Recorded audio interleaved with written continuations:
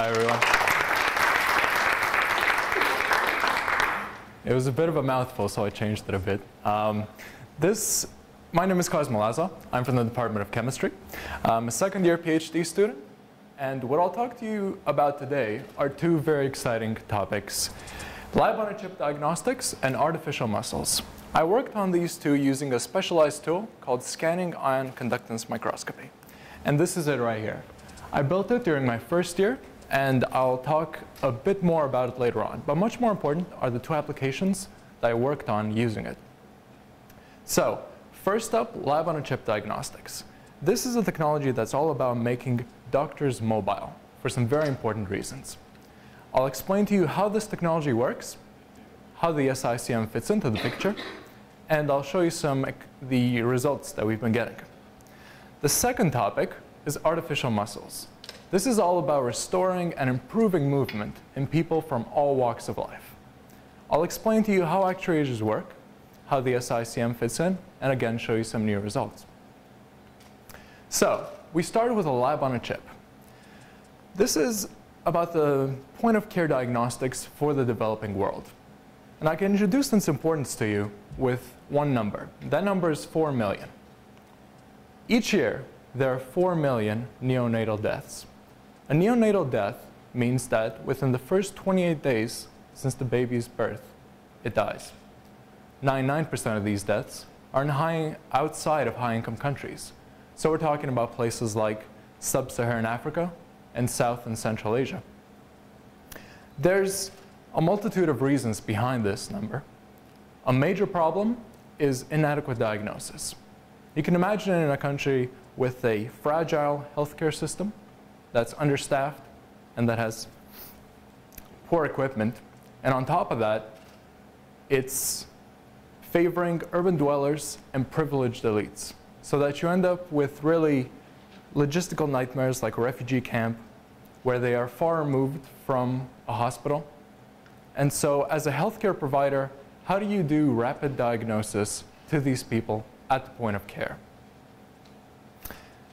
And one solution might be the lab on a chip.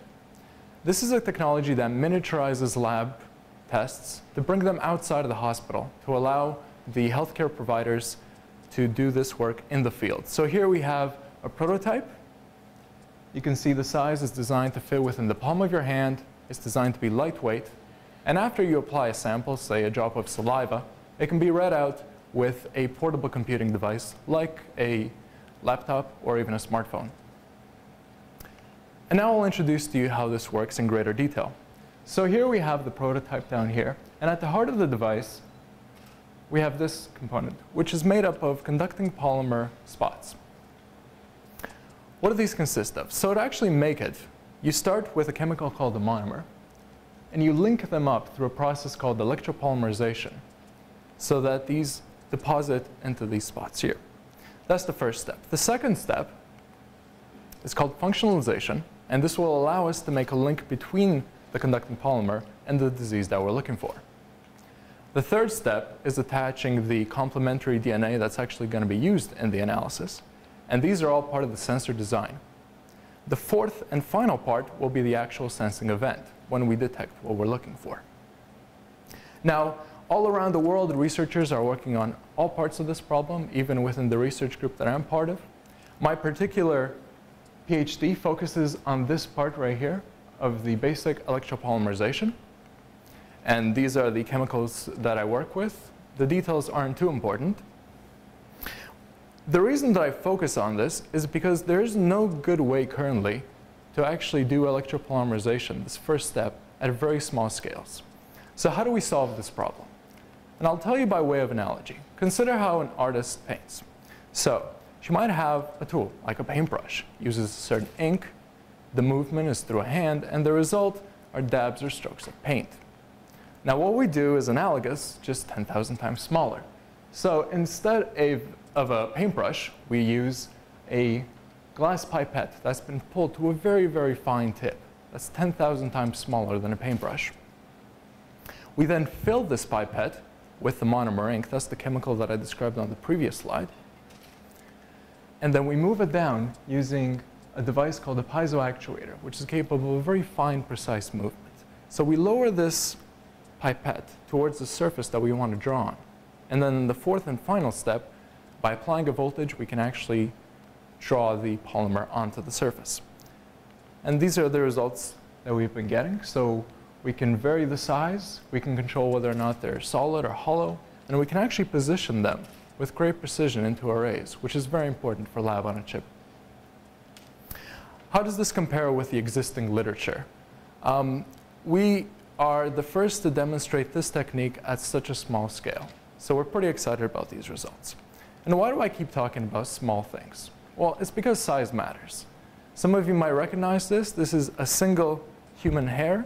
It's been magnified 2,000 times. And I want to compare those spots that I just showed you on the previous slide. How do they line up? Well, it's this little red dot right here. That's the kind of scale that we're working at. So why is this important? Because we can now do high density work so that on a lab on a chip you have the potential to put down thousands of these spots and really have a broad range of diagnostics that are possible. And at this point I want to introduce to you more the technology that's behind this electrospotting. So the SICM is a fairly rare instrument. There's less than 100 in the world. Ours is the only one in New Zealand. To actually buy one is about $250,000. There's a company that will sell it to you. But my supervisors thought I should channel some Kiwi ingenuity and put one together myself, save some money. So it took a lot of systems engineering. We started with the part that moves, so the piezo crystal actuator. On top of that, we need some stages to mount everything together, including the sample.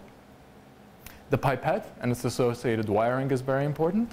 Then we have vision to actually see what's going on, a high magnification camera.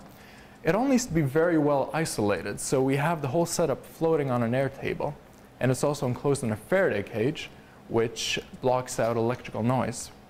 And finally, it's all computer controlled, so I did a lot of computer programming to control all this. And I have to mention the wonderful, talented supervisors and collaborators that are helping me.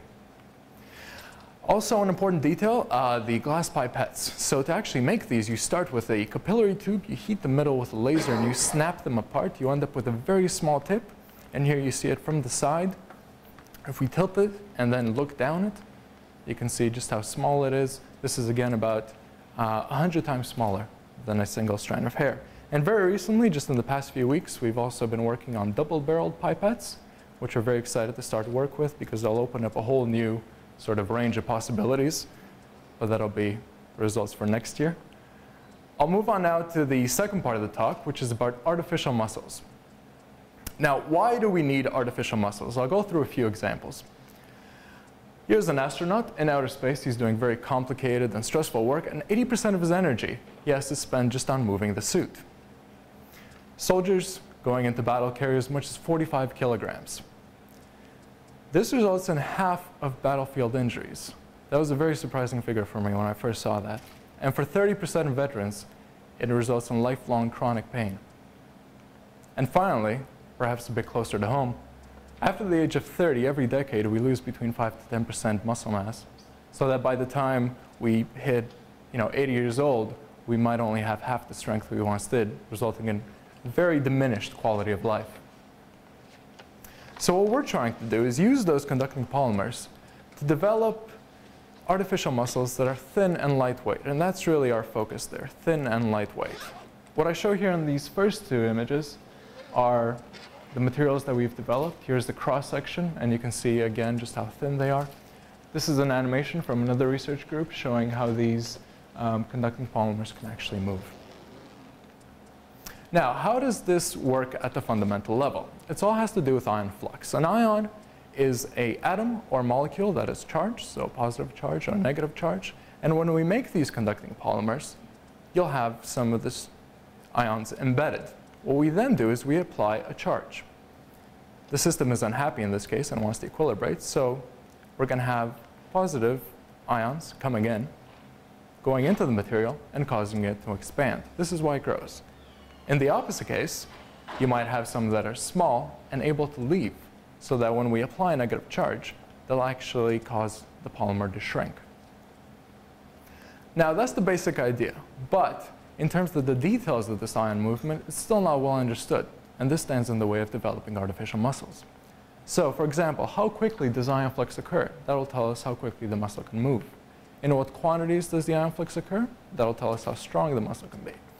And how does it correlate with actuation? Now, to solve this problem, the idea was fairly straightforward. We would just park our tip right above the conducting polymer as it moves, and we would observe the ion flux. In practice, it turns out that nobody has actually done this in the scientific literature before, so we had to solve a lot of problems like custom components and new phenomena. I can't go into details right now. I'm going to skip to the results. Here's our characterization of it. And I'll take these one by one. So we start up here. This is the voltage that we applied to make the conducting polymers move. What you have in part B are the results you would get with a conventional technique. Part C is our new technique. And you can really see a much greater level of detail. You can see transients, and you can quantitatively describe the ion flux very well. What we did in part D is we used another instrument, which is called an atomic force microscope, to measure the height change very precisely. And by lining these two up, so the underlying mechanism and the resulting actuation, we can really define regions of this behavior really well. So I'm going to wrap things up. What have we done? We've looked at using conducting polymer technology for healthcare. In the first part, I talked about lab-on-a-chip devices with applications to portable diagnosis and how we developed a new way of electropolymerizing very tiny spots. In the second part, we looked at artificial muscles and how we are thoroughly characterizing the ion flux that is responsible for it. So that's it. I thank you for the opportunity to speak here, and also all the wonderful people and organizations that support me. 5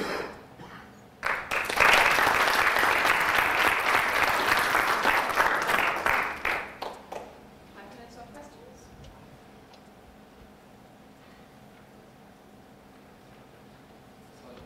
Yep. You mentioned the density of being able to go to very small spots, high densities. Right. Is the strategy behind that to do many tests on one chip, or is the strategy to be able to integrate many measurements of the same thing, for example? So that instead of 1,000 different tests, you had 100 tests times 10. Right. And therefore the improved sensitivity and reproducibility. Yeah, I think that's a very good question. And the answer is probably a bit of column A, a bit of column B. When you're working with things at such a small scale, repeatability can be a big problem. So definitely having the same measurement done maybe 100 times and trying to obtain, say, an average is definitely something to do. But also having the possibility to have multiple tests in the same device. Yeah. Does that answer your question?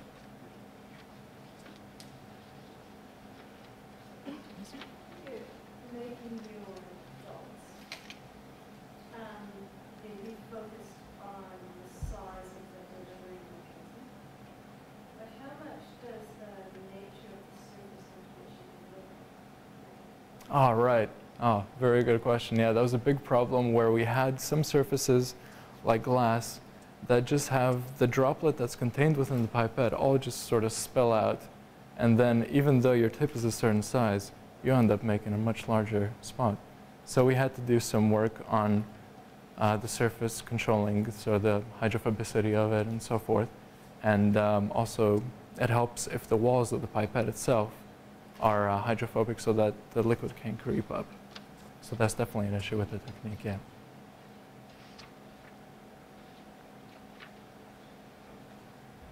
How stable is it once you've got it on your binding agent, got it on something that binds DNA, got it on DNA detector? In terms of stability, I can only comment on the first part, which is the electropolymerization, and then there are subsequent steps to lay that down.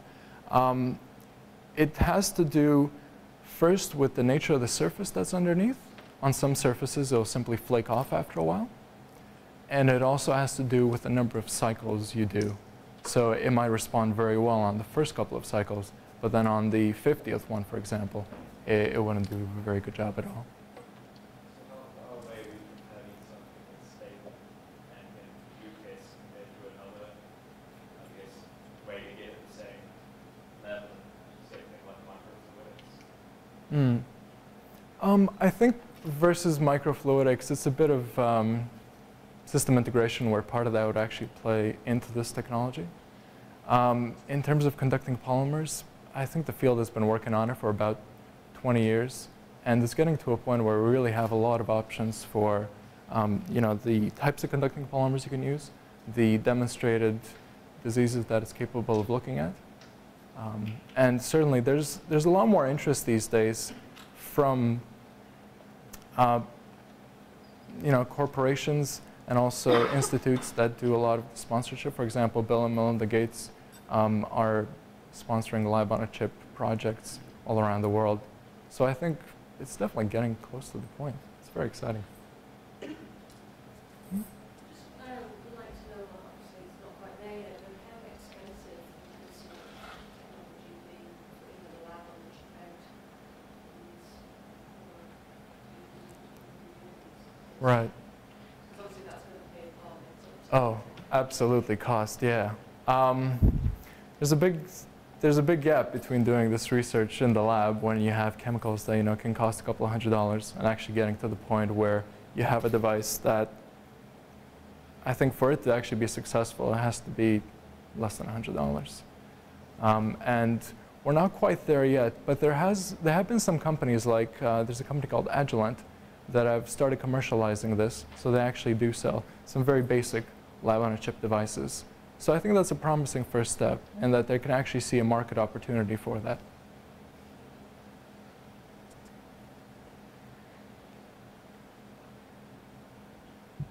Buying versus building equipment? I highly recommend buying it if you have the means. But no, it was good fun actually. It's a challenge, and it was good to try to do it myself. But in terms of when you have a company that's been developing for 10 years and you have a whole team behind it, versus trying to do it in 1 year and then getting on with the rest of the PhD. But do you think that it gives you, for example, capabilities that you might not find in an instrument that you bought off the shelf? Yeah, I think that's a good point. So from day one, we knew sort of the application that we were going towards, and we were able to tailor it towards that. So even if we bought one off the shelf, we would still have to do further work to modify it to our purposes.